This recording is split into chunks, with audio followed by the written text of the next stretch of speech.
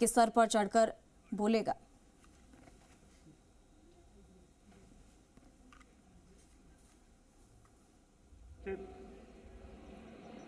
हमारे भारत सरकार के मंत्रीगण, संसदीय बोर्ड के सभी वरिष्ठ सदस्यगण और हमारे पत्रकार मित्रों, आज इस संकल्प पत्र के लॉन्चिंग के अवसर पर हम सब लोग यहाँ एकत्र आए हैं और इस कार्यक्रम में हम सबको आदरणीय प्रधानमंत्री जी का संबोधन सुनने को मिलेगा और संकल्प पत्र अगले 2024 से हम किस प्रकार से देश की सेवा प्रधानमंत्री मोदी जी के नेतृत्व में करेंगे, इसके बारे में हम सब लोगों को जानकारी मिलेगी। आज इस अवसर पर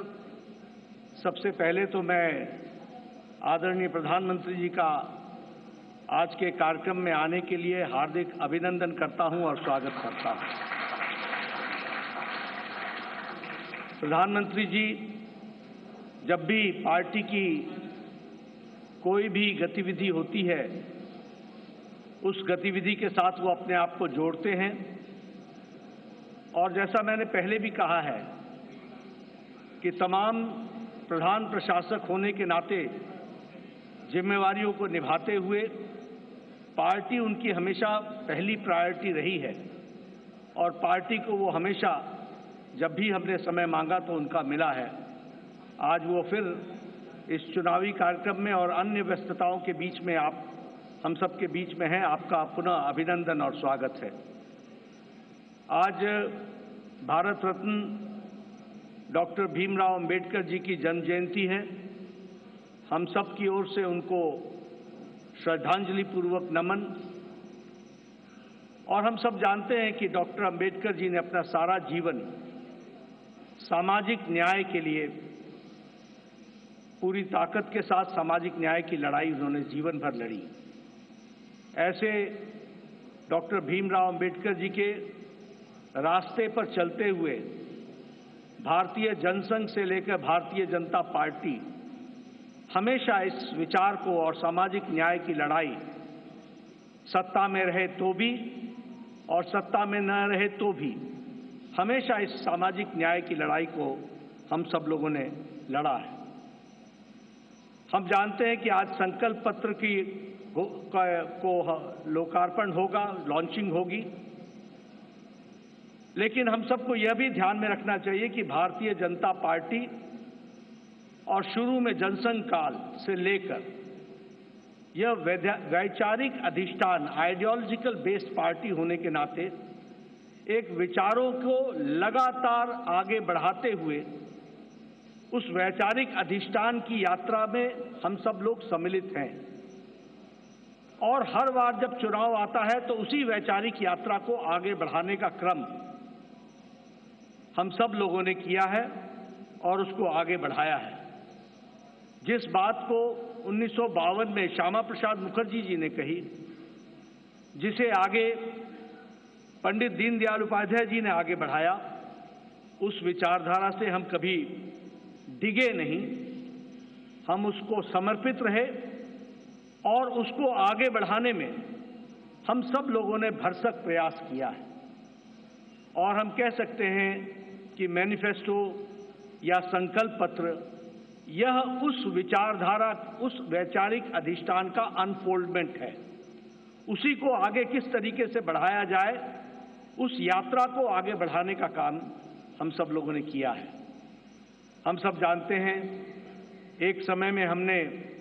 एकात्म मानववाद की बात कही, उसी को आगे हम लोगों ने जब हम सरकार में आए तो अंत्योदय के रूप में हम लोगों ने उसको स्थापित किया और प्रधानमंत्री मोदी जी ने उसको सरल भाषा में सबको समावेश करते हुए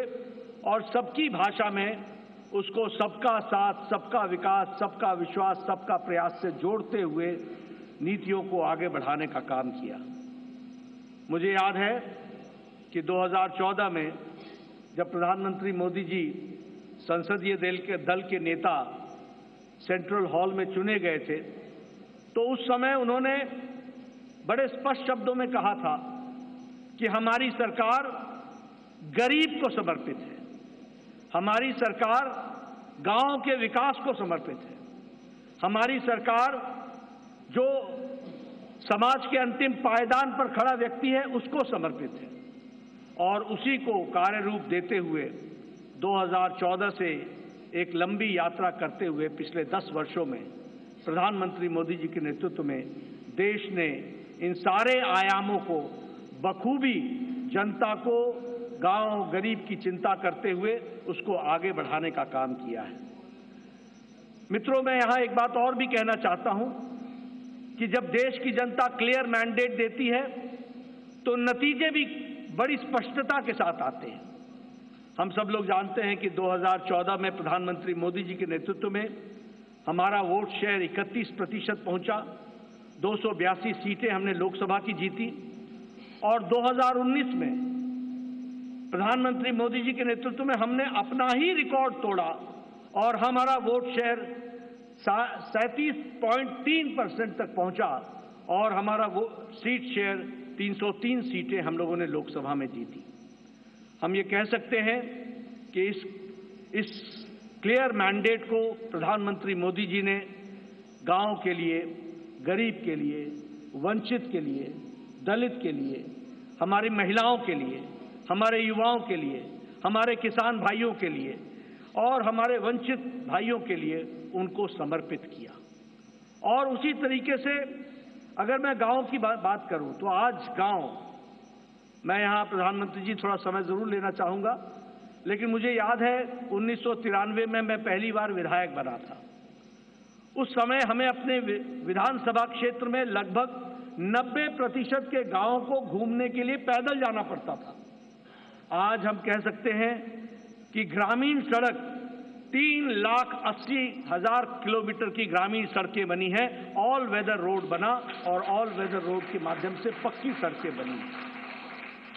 आज हमारे इलाकों में कोई ऐसा गांव नहीं रहा जहां हम पक्की सड़क से पहुंच नहीं सकते हैं। यह बदलता भारत की तस्वीर हमने देखी है। उसी तरीके से अभी 60,000 नए गांवों को पक्की सड़कों से जोड़ने का काम हुआ है और ऑल वेदर रोड्स बनी हैं। कभी हमने कल्पना नहीं की थी कि गांव का सशक्तिकरण होगा, कभी गांव में भी कोई ऑप्टिकल फाइबर पहुंचेगा। लेकिन आज मुझे खुशी है कि आपके नेतृत्व में 2 लाख पंचायतों को आपके नेतृत्व में ऑप्टिकल फाइबर से जोड़ दिया गया है और उनको भी इंटरनेट फैसिलिटीज के साथ जोड़ा गया है। गरीब कल्याण की बात करें तो एक समय में यह असंभव सी बात लगती थी कि हम गरीब तक अन्न पहुंचा सकेंगे, लेकिन आपने त्रासदी में भी अवसर ढूंढ करके प्रधानमंत्री गरीब कल्याण अन्न योजना की स्कीम को आगे बढ़ाया। 80 करोड़ की जनता को या तो 5 किलो गेहूं